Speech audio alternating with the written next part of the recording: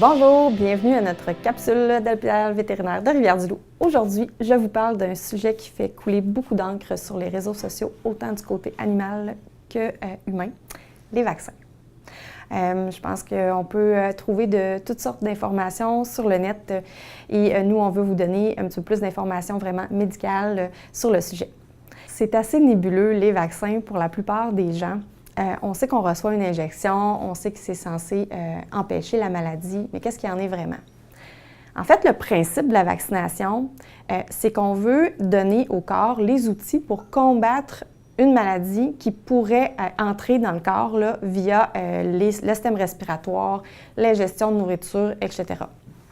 Donc, en bref, si je fais une image, quand on injecte un vaccin, on injecte une fausse maladie, donc une maladie qui ne peut pas normalement causer de maladie réelle, et on demande au corps de réagir en se créant une armée et des cellules mémoire, donc un système de mémorisation pour se rappeler de la bébite et la combattre le jour où elle va être en contact avec la vraie.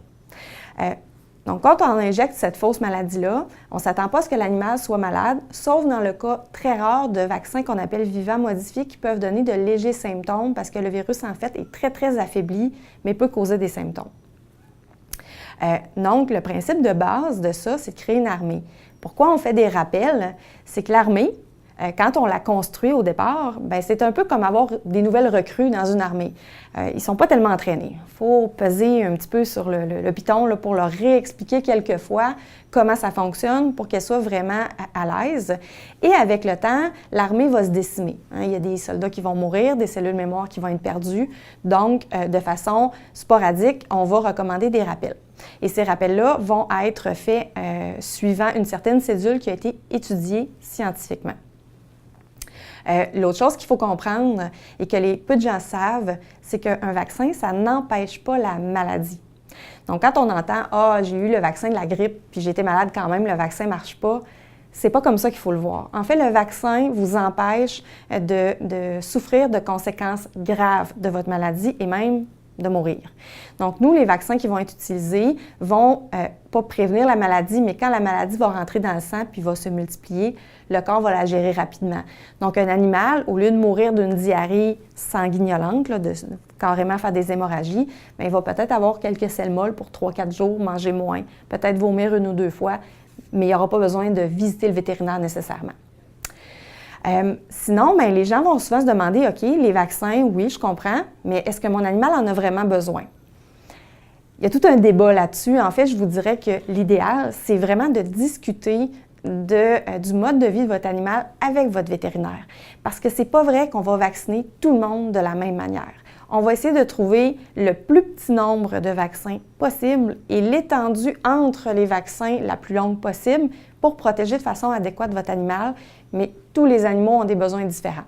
Les vaccins de base sont les vaccins pour les virus mortels, vont eux être recommandés en général d'office. Mais pour toute la multitude de vaccins qui existent autrement, on va y aller selon les besoins de votre animal.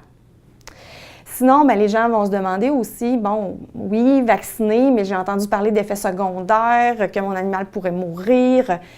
C'est sûr qu'on ne peut pas se mentir, on injecte quand même un produit à un animal, puis on lui demande de réagir. Donc, il y a quand même un agent là, qu'on va injecter. Mais c'est fait de façon très, très, très sécuritaire. Et oui, il y a des effets secondaires et on s'attend à en avoir. Ça veut dire que notre vaccin il fonctionne. Le corps se met en état d'alerte et il nous dit « Oui, j'ai reçu le message et je travaille ». Donc, il va faire un peu de fièvre, on peut avoir un petit peu de douleur au site de l'injection, l'animal peut manger un petit peu moins, être amorphe, être un peu plus tranquille pour une journée ou deux. Par contre, s'il y a des réactions vaccinales importantes, comme de l'enflure au visage, s'il a l'air d'avoir boxé avec Jean-Pascal et d'avoir perdu le combat, c'est pas un bon signe. Si la diarrhée sort à l'horizontale, c'est pas un bon signe non plus. S'il vomit à peu près 800 fois dans sa journée, c'est pas bon non plus. On vous demande à ce moment-là de nous contacter en très grande majorité du temps quand ces réactions-là vont survenir, ce qui est un pourcentage infime de la population des animaux. Les factures qui sont reliées à ces soins-là vont vous être remboursées par les compagnies. OK? Fait qu'il ne faut pas se gêner d'appeler. Sinon, petit dernier point, les gens vont souvent nous demander pourquoi vous examinez mon animal quand vous le faites puis que vous nous chargez une consultation pour juste donner un vaccin. Je reviens au principe de la vaccination. je demande à un animal de gérer une fausse maladie, mais son corps ne le sait pas. Si votre animal couvre une grippe, si votre animal va subir une chirurgie dans les prochains jours, il va avoir à vraiment gérer une vraie maladie ou une vraie plaie. Mais son corps peut décider de gérer la mauvaise situation. C'est-à-dire qu'il va gérer le vaccin et à ce moment-là, votre animal ne va pas guérir ou va avoir des conséquences graves de sa maladie ou va mal gérer sa plaie ou alors va carrément pas non plus gérer le vaccin et va juste pas bien aller. C'est deux situations qu'on ne peut pas risquer de prendre. Donc, c'est pour ça qu'on prend toujours le temps de bien examiner votre animal pour être certain que la vaccination, c'est sécuritaire. Parce que le but, en fait, de la vaccination, c'est de prévenir les maladies, prévenir les conséquences graves, garder votre animal le plus longtemps en santé possible pour que vous profitiez de son amitié le plus longtemps possible. Je vous souhaite une excellente journée.